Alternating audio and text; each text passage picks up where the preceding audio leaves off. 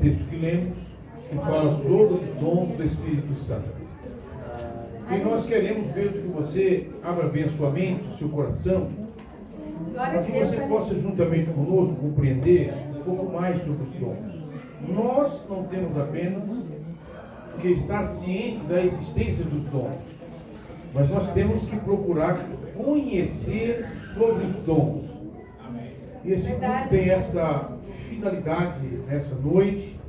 Eu creio que foi o Senhor, já não é a primeira vez que nós tratamos esse assunto, e com propriedade nós queremos continuar hoje fazendo menção sobre essa parte, essa área tão importante para a igreja.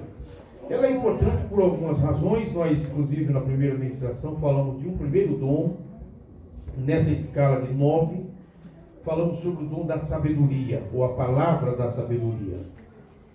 Agora nós vamos falar sobre o próximo dom, onde você leu comigo em 1 Coríntios capítulo 12, no versículo de número 8, vai falar da manifestação que é dada a cada um para o que por último, e diz que pelo Espírito é dada a palavra de sabedoria, nós falamos semana passada, e a outro pelo mesmo Espírito a palavra da ciência.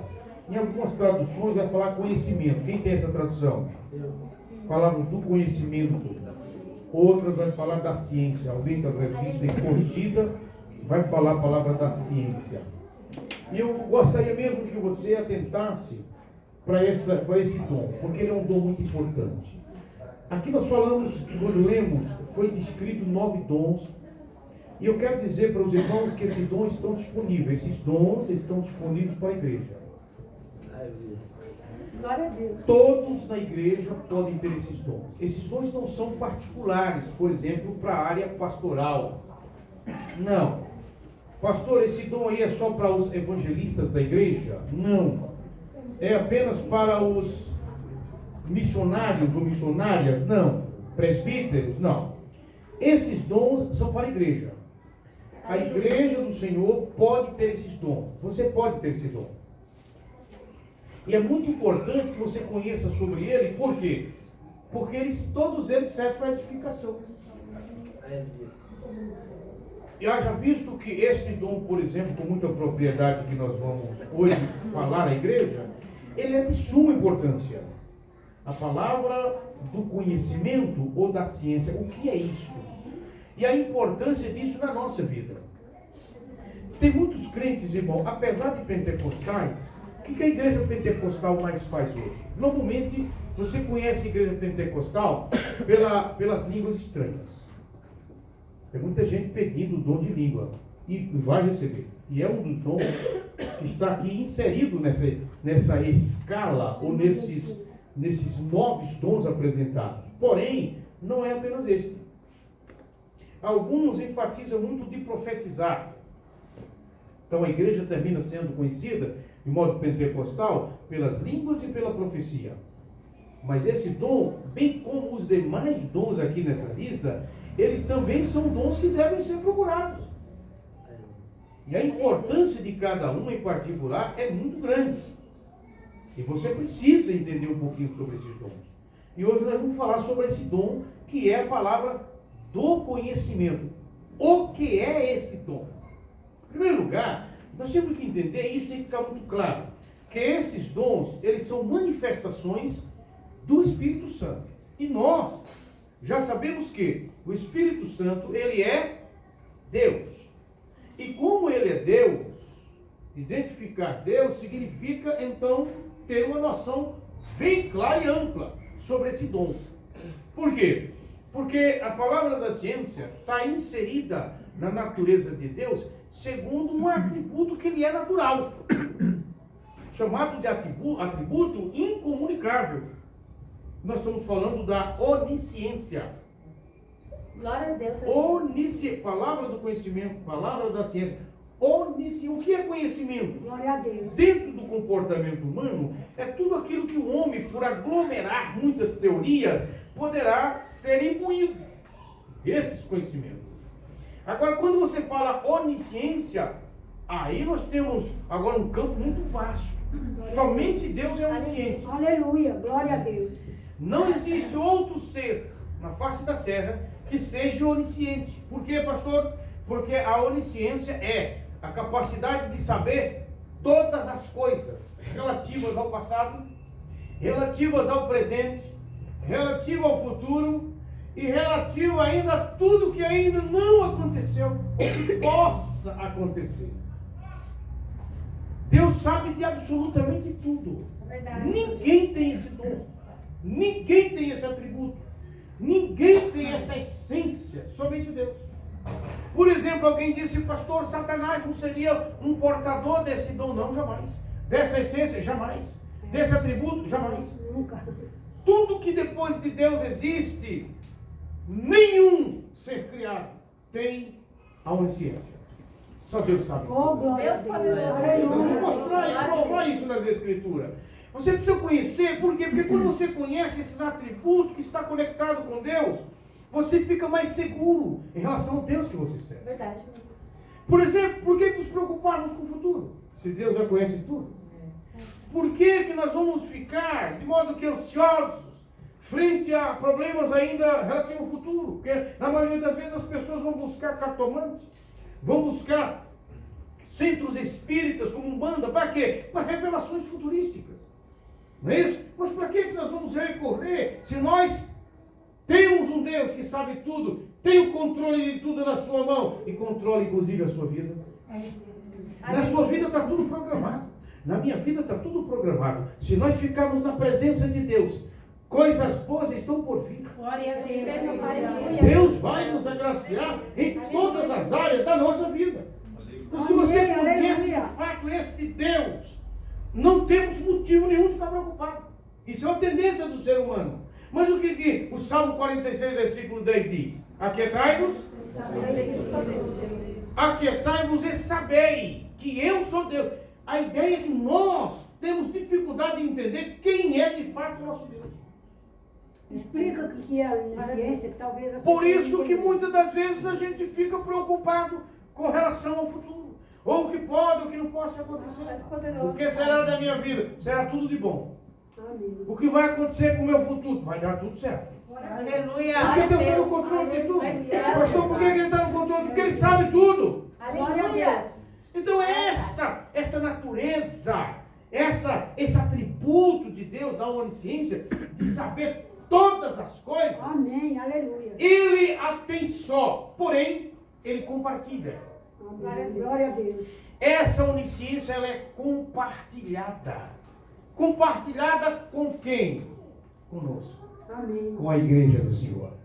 Glória a Deus Deus. compartilha deste dom e de todos os demais com a igreja do Senhor. E é claro que se eu perguntar quem é a igreja do Senhor, você vai levantar a sua mão. Levante a sua mão quem é a igreja do Senhor. Aleluia. Então ele compartilha este dom e todos os demais com a igreja, em particular. Por quê? Porque esses dons, porque não dizer a escala de 9, esses dons para a igreja, eles contribuem no processo da evangelização. O êxito que nós vamos ter na nossa vida, em todos os sentidos, é quando nós temos e vivemos uma vida completa com Deus. E viver uma vida completa com Deus, sabe o que é? É sabendo que está à minha disposição, por exemplo, os dons, por que não buscá-los? Por que não temos? Por que não pedimos? Se eles estão dispostos para nós. Mas a manifestação do Espírito é dada a cada um para o que for útil. Para o que for útil, o que, pastor? Para uma necessidade do momento. Haverá um momento de necessidade na sua vida e Deus poderá manifestar esse ou aquele dom. Aleluia. Então, a nossa vida será completa se nós abraçarmos tudo o que está disposto para nós. Amém. Mas a gente vive uma vida raquítica. A gente vive uma vida com água nos artérios. Não queremos mergulhar em todas as dimensões que é possível e que Deus possibilita isso para nós. Oh, glória. Nossa vida é muito rasa. Aleluia. Talvez seja por isso que a maioria de muitos crentes hoje vive uma vida completamente cheia de ansiedades. E de conflitos interióticos que, sinceramente, não divergem muito dos incrédulos. Não divergem muito do mundo. Fala, pastor, por que o senhor está dizendo isso? Sim, porque o comportamento de crentes e de não crentes hoje estão bem equivalentes. No mundo as pessoas estão ficando em depressão. Os crentes também. Pior que é. No mundo o povo está desesperado. E os crentes também. O que você mais ouve aí é de pessoas ansiosas. Os crentes também. No mundo tem gente se suicidando. Os crentes também. Glória a Deus, aleluia. Tem até pastores se suicidando, missionários se suicidando. É verdade. Verdade, cara. A vida que nós vivemos é muito rasa. E Deus quer que nós mergulhemos um pouco mais, compreendamos um pouco mais, aceleremos o passo, avancemos. Porque Jesus disse, olha, se a tua justiça, crente, não for melhor, maior do que as do mundo, dos escribas, dos fariseus, vocês não vão entrar no céu. Porque se vocês entrarem, eu vou ter que colocar eles primeiro. Não dá para nós imaginar Jesus dizendo, olha, os filhos das trevas são mais prudentes do que o filho da luz. Não dá para a gente conceber e engolir um negócio desse. É, meu Deus. Por quê, pastor? Porque nós temos adicional a nós, adicionado a nós temos diferenciais. Por exemplo, nós somos um tetricótomo, nós temos corpo, alma e espírito, não é verdade? O ser humano em si é assim, antropologicamente falando. Porém, nós temos dois espíritos. Nós temos o nosso espírito e temos o Espírito de Deus. Aleluia.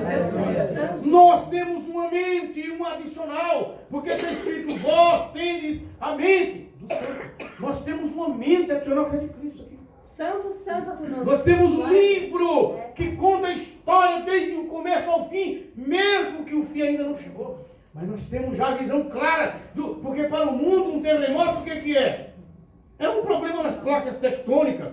É a extração de petróleo que provoca um vácuo, dá uma pressão e essa pressão, né? Alguma placa tectônica se rompe e se no mar provoca um maremoto, se na terra é o terremoto. Mas se perguntar para o crente, o que é o terremoto? Ele vai dizer a volta de Cristo. Está escrito na Bíblia, é o sinal da volta de Cristo. Nós já sabemos do futuro. Por que nós então não somos melhores? Você precisa dos dons do Espírito Santo. Aleluia. Você precisa buscar os dons do Espírito Santo. E nós vamos falar sobre esse dom agora. Esse dom, então, ele é o compartilhamento da onisciência de Deus. O que Deus sabe, Ele nos revela. E esse dom é importante, pelo amor de Deus. É a capacidade de conhecer todas as coisas. Eu quero que você abra comigo 1 Coríntios capítulo 12. Aleluia. Aliás, capítulo 2 e o versículo 9 de 1 Coríntios. Veja só a extraordinária fala de Paulo acerca de Deus. Aleluia, Jesus. Deus Capítulo 2, versículos 9 e 10. Veja bem. Diz-nos assim a palavra. Mas como está escrito, olha o dom. Mas como está escrito, aquilo que o olho não viu, o ouvido não ouviu, e não subiram ao coração do homem, são as que Deus preparou para os que o amam. Versículo 10. Mas Deus nos revelou pelo seu Espírito. Por quê? Porque o Espírito penetra todas as coisas, ainda as profundezas de Deus. Aleluia. Glória a Deus. Glória. Você tem esse Espírito. Amém, meu Deus. Aleluia. Você tem dúvida que você tem esse Espírito? Que pode levar às profundezas de Deus? Você precisa ter essa convicção, querido. Pastor, como é que eu sei que eu tenho o Espírito Santo? Por um acaso você está na igreja. Por um acaso você vem natural. Mas aqui, ao ouvir uma palavra, um louvor, ou se envolver com o clima do culto, você sente dentro de você a presença dele. É verdade. Glória a Deus. Ele te alegra. Alguém fala, é o mistério do arrupio. Né? Pode ser o arrupio, uma mera emoção? Pode. Mas no meio de crente, no culto pentecostal, é a presença de Deus mesmo. Amém. Glória a É a Deus. presença de Deus mesmo nós olhamos. E depois não tem prova maior do que quando você não era crente. O que você sentia? O pastor não sentia nada. Mas depois que você se converteu, que veio para a igreja, você que diz que eu sou homem e o homem não chora. Fala a verdade. Veja quando você fica no cantinho lá se derramando. Aleluia. Porque vem aquela presença de Deus às vezes no culto. e você sente a graça de Deus. Você olha para você lá atrás, antes de ser crente, você não sentia essas coisas. O que é isso? É o Espírito de Deus. E Ele quer revelar coisas grandes. A palavra do conhecimento é isto e muito mais que isso. Quero que você abra ainda Romanos capítulo 11, versículos 33 e 34. Olha que extraordinário que é essa menção sobre Deus que Paulo fala, não destoando desse assunto. Olha o que ele diz.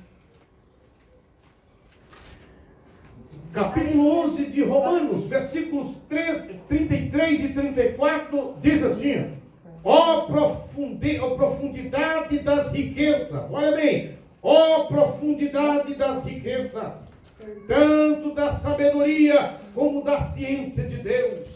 Quão insondáveis são os seus juízos e quão inescrutáveis os seus caminhos. Porque quem compreendeu o intento do Senhor? Ou quem foi o seu conselheiro? Quem chegou diante de Deus e disse: vou te falar algo que você não sabe. Glória a Deus, glória a Deus. Vou lhe pontuar de um erro que você cometeu. Glória a Deus. Vou lhe dizer uma estratégia melhor para o que o Senhor quer fazer. Aleluia. Quem tem essa capacidade? Glória a Deus. Hein? Glória a Meu Deus. Deus. Quem tem essa capacidade? Ninguém. Um dia alguém tentou fazer isso. Alguém tentou fazer isso. Eu estou falando de Jó. E eu quero ler com você aqui. Vamos ler o livro de Jó. Capítulo de número 38. Olha que extraordinário que é essa conversa.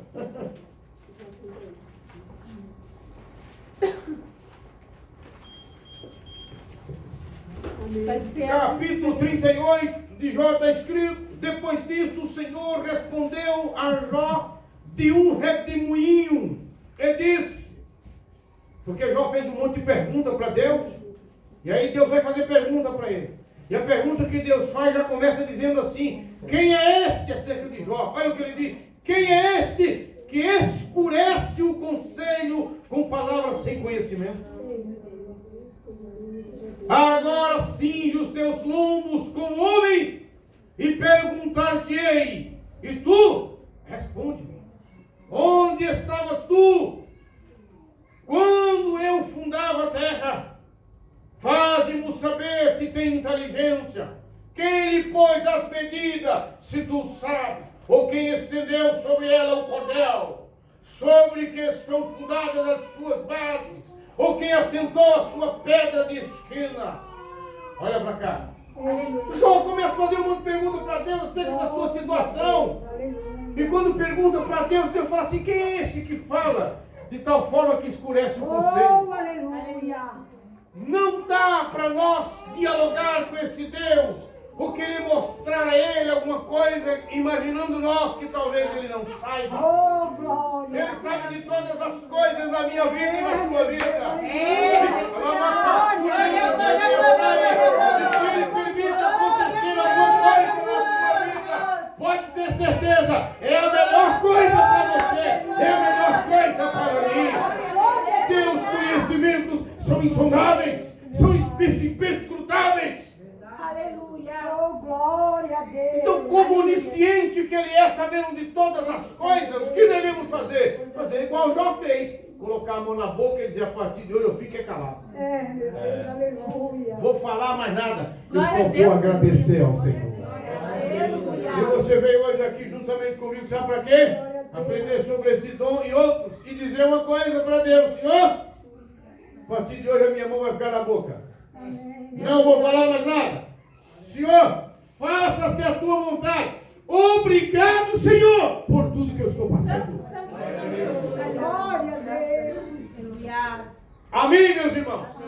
Mas nós queremos ver a evidência desse dom. Pastor, o senhor já falou que a onisciência, já falou que esse dom é parte dessa onisciência compartilhada com a igreja.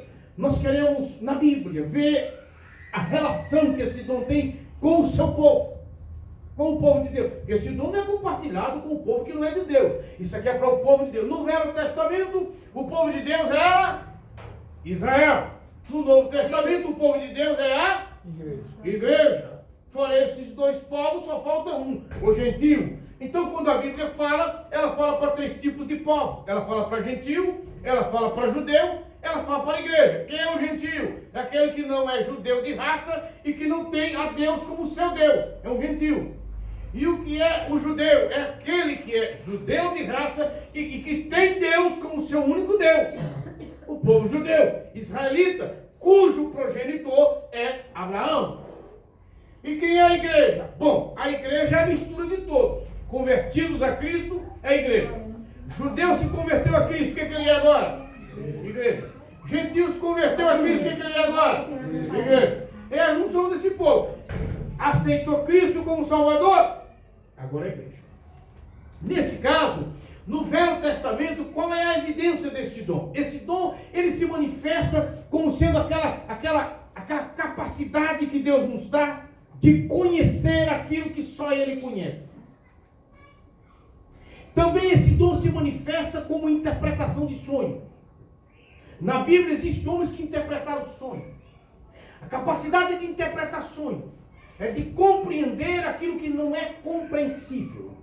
Quando você não compreende uma coisa, então, porque está fora do alcance das suas competências, Deus revela porque a Ele nada é escondido. Aleluia, glória a Deus. Então a interpretação de sonho entra também como sendo a palavra do conhecimento. Está cheio da Bíblia de questões como essa. Nós queremos inclusive tratar uma, que é o caso de Eliseu, lá em 2 dos Reis, capítulo de número 6.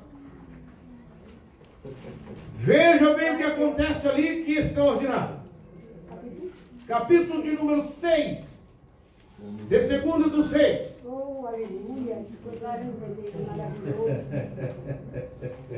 Glória a Jesus. Amém, meus irmãos. Versículo 8 em diante. Vejam o que diz o versículo 8 e depois o versículo 12, para nós não tomarmos muito tempo. Versículo 8 de 2 dos Reis, capítulo 6, vai dizer o seguinte: Eliseu, não sei se a sua Bíblia diz isso, Eliseu revela os segredos do rei da Síria. Versículo 8 diz assim: o rei da Síria fazia guerra a Israel e consultou com os seus servos, dizendo: em tal e em tal lugar estará o meu acampamento. O meu acampamento. Agora o versículo 12.